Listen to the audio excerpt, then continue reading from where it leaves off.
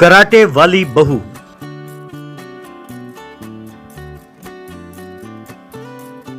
जनवाड़ा नाम के गांव में भैरवी नाम की औरत वहां की मुखिया थी। भैरवी के नाम सुनते ही सारा गांव डर के मारे कांपता था। अगर पंचायत में कोई उसकी बात नहीं सुनता तो भैरवी उसे खूब मारती थी। भैरवी का बेटा था अभिजीत। अभिजीत गांव के व्यापारियों को धमकाकर उनसे पैसे वसूल करता था। जो उसे पैसे नहीं देते वो उसे खूब मारता था। एक दिन भैरवी ने शादी के ब्रोकर प्रसाद को बुलाया। क्यों भाई प्रसाद, मैंने तुम्हें 2 साल पहले कहा था कि मेरे बेटे के लिए कोई लड़की ढूंढो, लेकिन अब तक तुम 2 रिश्ते भी नहीं लेके आए। भाई आखिर तुम्हारी समस्या क्या है? बहन जी, मेरे समझ में नहीं आता कि मैं आपसे क्या कहूँ। आपके बेटे की गुंडागर्दी और आपके घमंड के कारण कोई अच्छे घर वाला अपनी बेटी का रिश्ता आपके पास देना ही नहीं चाहता। वो कहते हैं कि हमें अपनी बेटियों का रिश्ता गरीब घर में करना मंजूर है, पर आपके घर में नहीं। मेरे भी समझ में कुछ नहीं आता कि मैं क्या करूं। तो ठीक है, एक काम करो, हमें पैसे वाले घमंडी लोग नहीं चाहिए। मुझे गरीब लड़की मंजूर है जो मेरी बात माने। मेरी बहू एकदम शांत गाय की तरह होनी चाहिए। चाहे हम जितना डांटे वो मुंह ना खोले, अगर मारे तो मुंह से छू तक निकलना नहीं चाहिए, समझे?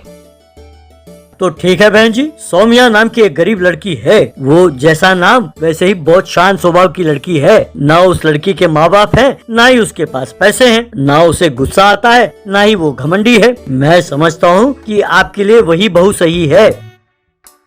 कुछ ही दिनों में अभिजीत और सौम्या की शादी हो गई। शादी में आए हुए लोग सौम्या को देखकर उस पर बहुत तरस खा रहे थे। बेचारी चूहिया आकर शेर के मुंह में फंस गई, यूं सोचने लगे। सौम्या अपने ससुराल में सब काम करती थी। भैरवी उससे पैर दबवाती थी, बात बात पर उसे मारती थी। रोज रात को अभिजीत शराब पीकर आता था और सौम्या को मारता था, लेकिन सौम्या चूं तक नहीं करती थी, ना ही उन्हें कोई जवाब देती। लेकिन हर रोज सवेरे 4 बजे किसी को बिना खबर किए वो घर से बाहर निकलती थी और भैरवी और अभिजीत के जागने से पहले ही वो घर लौट जाती थी। एक दिन सौम्या घर में टीवी में जैकी चैन की मूवी देख रही थी। तभी भैरवी घर आई।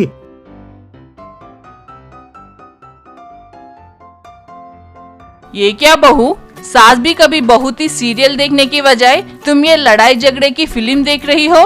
क्यों, हमारे मार खाकर तुम्हें बस नहीं हुआ क्या? कहो तो कराटे के मार मारूं। सौम्या झट से खड़ी हुई। ना ना ना माँ जी। ये बात हुई ना, यू शांत गाय की तरह बैठी रहो, वरना मेरी अंदर की लेडी ब्रूसली जाग जाएगी। एक दिन सवेरे सौम्या घर से बाहर आई। कराटे मास्टर चांदली के कराटे सेंटर में पहुंची। वहां वो कराटे प्रैक्टिस करने लगी।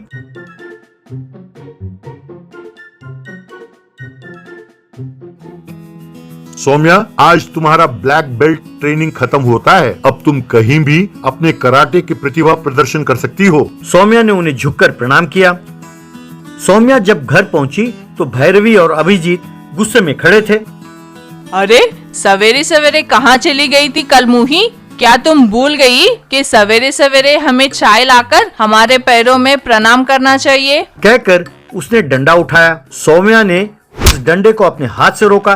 वो डंडा 2 टुकड़ों में टूट गया। माँ और बेटे परेशान हो गए। सौम्या ने दोनों को अपने पैर से लात मारा, बस वो हवा में उछले और दूर जा गिरे। यूं काफी देर तक सौम्या उन दोनों को मारती रही।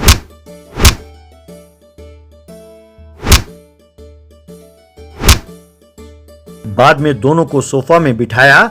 सुनिए, मैं 10 साल से कराटे सीख रही हूँ। मेरे मास्टर ने कहा था कि जब तक कोर्स पूरा ना हो किसी से लड़ना नहीं, इसीलिए मैं चुप रही। आज ही उन्होंने मुझे ब्लैक बेल्ट दिया है। अब मैं international 5th down karate master हूँ। तुम दोनों को मारने की जरूरत नहीं है मुझे, सिर्फ हाथ बीच में रख दिया तो काफी है। तुम दोनों की हड्डियाँ चूर चूर हो जाएंगी। अब तक मैंने तुम्हें मारा नहीं, सिर्फ एक झलक दिखाया है। अरे बाप रे बाप, ना बेटे ना, अब जिंदगी में कभी तुमसे पंगा नहीं लेंगे। वैसे तुम कौन हो बेटे? तुम जानबूझकर हमारी बहू बनकर आई हो ना? जी हाँ, आपने अहंकार में आकर जो फैसला सुनाया है उसके कारण हमारे सारे परिवार वाले सड़क में आ गए हैं। आपके बेटे के मार खाने के कारण मेरे पिताजी ने कटिया पकड़ ली है। इसीलिए आपको सबक सिखाने के लिए प्रसाद जी की मदद से मैं आपकी बहू बनी। अब से इस घर में वही होगा जो मैं कहूँगी। और हाँ, गांव में भी अपने पूंछ ना हिलाना, समझे आप दोनों? समझ गई बेटी, अच्छी तरह समझ गई। अभिजीत ने सौम्या को प्रणाम किया। यूं जब पंचायत में अभिजीत या भैरवी कुछ गलत काम करते तो सबके सामने सौम्या उन्हें कराटे मारती थी। माँ बेटे की परेशानी से दूर करने के कारण गांव वालों ने सौम्या को प्रणाम किया।